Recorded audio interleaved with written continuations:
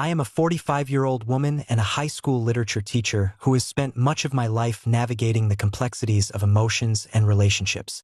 My first marriage, a youthful pursuit filled with aspirations and commitments, culminated in heartbreak after years of divergence, leaving me with a lasting sense of resilience yet a cautious disposition.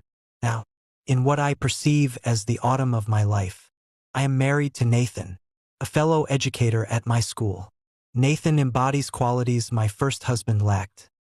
He is steady, reliable, and kind, albeit reserved to an almost excessive degree. His affection is subtle, akin to a stream flowing beneath a thick layer of ice. And while I value his steadfastness, it remains understated. I frequently want warmth and passion. Our marriage is nice, if lacking in fervor. Nathan has a son from his previous marriage. Aiden, a 23-year-old university student studying abroad who recently returned home to complete an internship. I had heard about Aiden often from Nathan but had never met him in person and until he moved back into our home temporarily. Nathan's face lit up when he talked about Aiden, one of the rare moments I saw him show genuine emotion.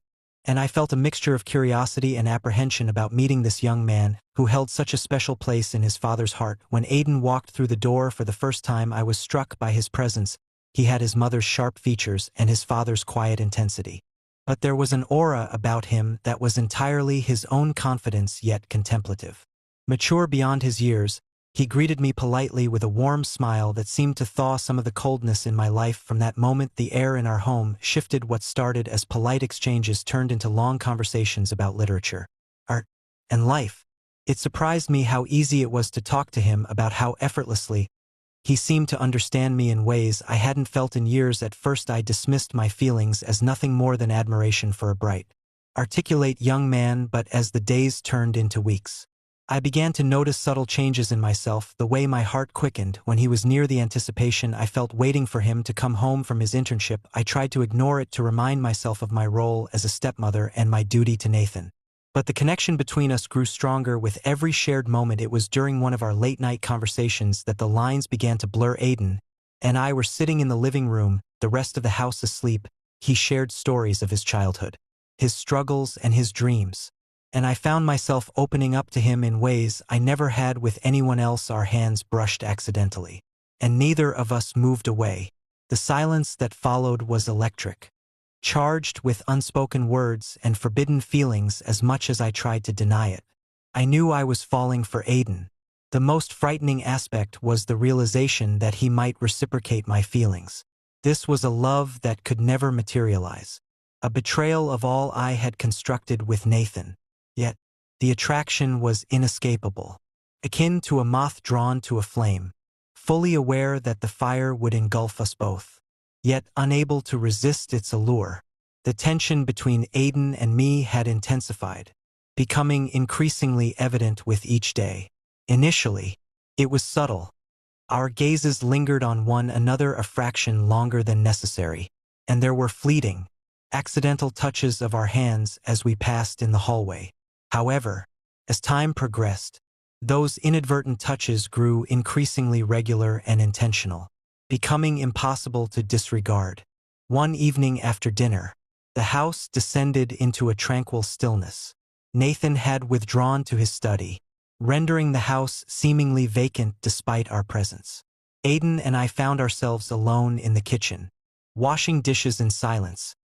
The rhythmic sound of running water and the gentle clinking of plates were the sole auditory elements in the room. Yet, even amidst this, the silence between us felt electrified. While drying a plate, I felt Aiden's hand graze against mine. This time it was not a mistake. It was intentional, as if he were anticipating something. I looked up, and there it was, his stare, black and fierce, fixed on me. My breath hitched, my heart racing in my chest. But I didn't pull away. Instead, I found myself leaning in slightly, drawn to him like a magnet.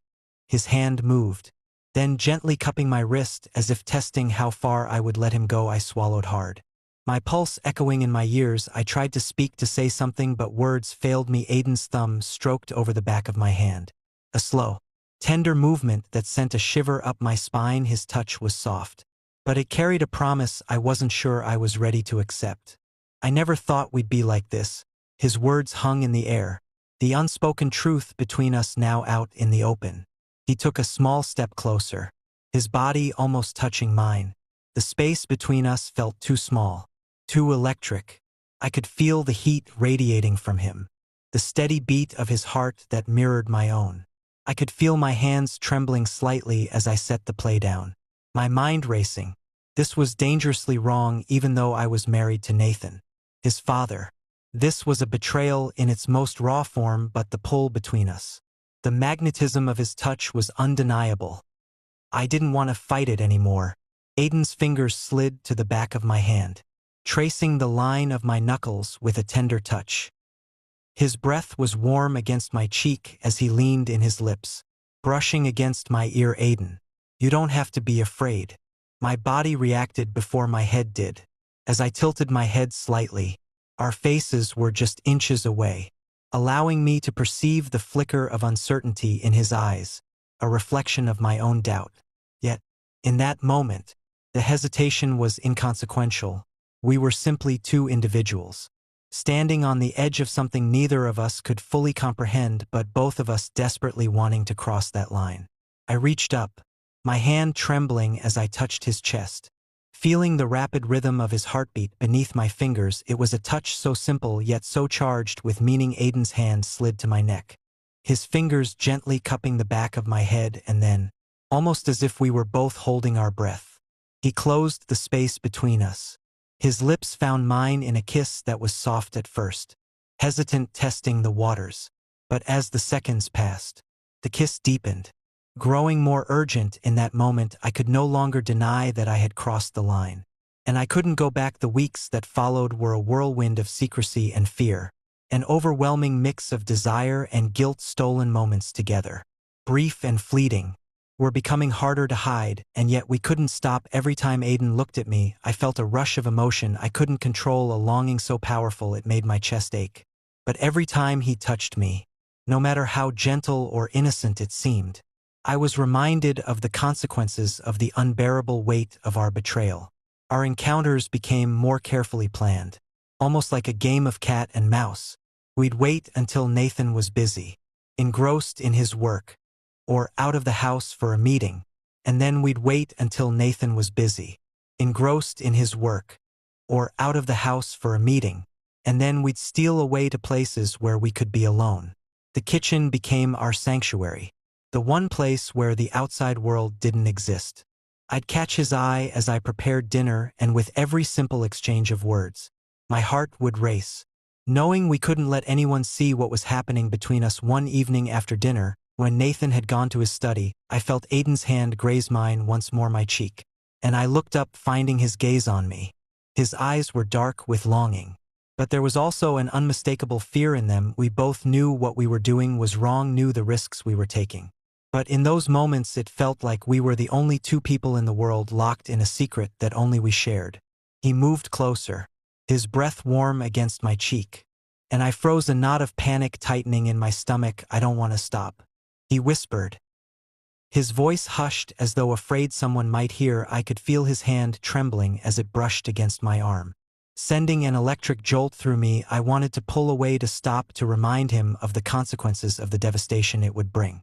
But my body betrayed me. Every part of me craved him, wanted to feel the warmth of his touch, the softness of his lips. I wanted to lose myself in him and forget everything else, even if it was only for a moment. I know, I replied, my voice barely audible. But even as I said, a wave of guilt washed over me, crashing over my conscience. This wasn't just a fleeting mistake. This was something deeper, more dangerous. And yet we were both too far gone to turn back now. The next few days were filled with tension. Exchanged glances in the hallway, our eyes locking for just a second before we looked away, as if the briefest connection was enough to satisfy our unspoken desire. But there was always that gnawing fear in the back of my mind, the constant reminder that our secret could unravel at any moment. Every time Nathan was near, every time he smiled at me, I felt like a fraud. I was deceiving him, undermining the confidence I had constructed. However, I was unable to refrain late one night when Nathan had succumbed to slumber, and the home was tranquil. I was in the living room, my thoughts racing. I heard Aiden's footsteps approaching, and before I realized it, he stood before me, his presence magnetic. We remained silent for a moment, absorbing the gravity of our situation. Gradually, he took my hand, his fingers intertwining with mine. Fear and guilt surged within me, yet his allure was overpowering. I leaned in, our lips meeting in a kiss that was simultaneously tender and fervent. A kiss that threatened to either fracture us or unite us more profoundly than ever. In that moment, I realized we were ensnared, both too deeply invested to halt or consider the repercussions. Yet the apprehension lingered. Lingering in the back of my mind reminded me of everything we stood to lose. It was a chilly evening when the tension between Aiden and me finally snapped, and we found ourselves in a situation neither of us had ever imagined. The night had started out like any other. Nathan had gone out to meet colleagues for drinks, and Aiden and I had seized the opportunity to steal a moment alone. We hadn't planned on anything happening. It was just that after weeks of stolen glances and quiet touches, neither of us could deny the intensity of what was growing between us. We ended up in the car parked in the farthest corner of the school parking lot. The interior was dim, the faint glow of the streetlights casting shadows across our faces. We sat in silence at first, the weight of what we were doing hanging heavily between us. Aiden reached over and brushed his thumb across the back of my hand. His touch gentle but filled with an unspoken hunger. I turned to face him, and for a moment the world outside seemed to vanish. His GG was intense, filled with something raw and unfiltered, and before I could stop myself, I was leaning into him, our lips meeting in a kiss that was desperate and full of longing. The kiss deepened, and for a brief fleeting moment I forgot where we were. I forgot about the risk, about the man I had married, and about the devastation this would cause if anyone found out. It felt like a drug or something I couldn't stop even as my mind screamed. Aiden's fingers traversed from my face to the nape of my neck, drawing me nearer, causing my heart to rush. My breath came in short gasps, and I felt an unfamiliar warmth enveloping me, unrelated to the car's heater. Just as the situation became increasingly unmanageable, a sudden noise shattered the silence. Car doors opening and closing, footsteps crunching on gravel. My heart lurched, and panic surged through my veins. I turned toward the source of the sound, dread settling over me like a heavy shroud. Through the windshield, I discerned the familiar silhouette of Nathan approaching. His figure was unmistakable even in the dim light. I froze, immobilized, my breath caught in my throat. Aiden's eyes widened, his face drained of color. We both understood that Nathan had seen us. It is now impossible to conceal it. Nathan. He paused by the car, his expression inscrutable, a blend of confusion and something more sinister evident in his eyes. I observed his body tense and his jaw clench momentarily. Neither of us uttered a word, the atmosphere heavy with the burden of unspoken truths, leaving me feeling as though the ground had been yanked from beneath me. "Nathan," I murmured, my voice trembling, yet the guilt permeated every syllable. I didn't intend for this to occur. Nathan did not respond immediately. His gaze shifted between me and Aiden, his demeanor hardening with each fleeting moment. Finally, in a voice that was both frigid and measured, he inquired, "So this is what has been transpiring?" he asked, his tone carrying an edge of disbelief and hurt. Behind my back, I wanted to explain, to apologize, to make everything right. But the words felt like they were trapped in my throat. What could I say? How could I justify what we had done, knowing how much it would destroy? Aiden sat in silence, his hands clenched in his lap, his eyes downcast. He too seemed unable to find the words, the gravity of the situation overwhelming him. Nathan's gaze lingered on us for a long, painful moment. It was as if he were trying to process everything, trying to piece together the truth that had been unfolding behind his back. Finally, he spoke again, his voice quieter, now tinged with pain. "I never thought I'd betray me like this," and with that, he turned and walked away, his footsteps echoing in the silence of the parking lot. The sound of the car door slamming shut was like a slap to my face, and I was left sitting there, My heart breaking for everything I had lost and for the damage I had caused. The weeks that followed were a blur of silence and awkward tension. Nathan and I barely spoke after that. During the night in the parking lot, he withdrew, and I followed suit, retreating into our individual realms. I recognized that I had irrevocably damaged something invaluable, something I could never reclaim. My heart ached each time I beheld him, and the burden of betrayal lingered between us, stifling any effort toward normalcy. Nathan no longer regarded me with the same warmth or affection. The man who had once been my steadfast support now resembled a stranger. He communicated with me only when necessary, his words terse and abrupt. The intimacy that had once characterized our relationship had vanished, supplanted by an impenetrable chill. Although we resided in the same house, we were no longer a couple. We were merely two individuals cohabiting. Two strangers who had once been in love but were now tethered by a painful history. One evening, after dinner, Nathan seated me for a conversation. In the living room, his eyes were red-rimmed, and his face appeared emaciated, as if the burden of the last few weeks had depleted his vitality. I anticipated what was forthcoming, yet it did not alleviate the difficulty of hearing it.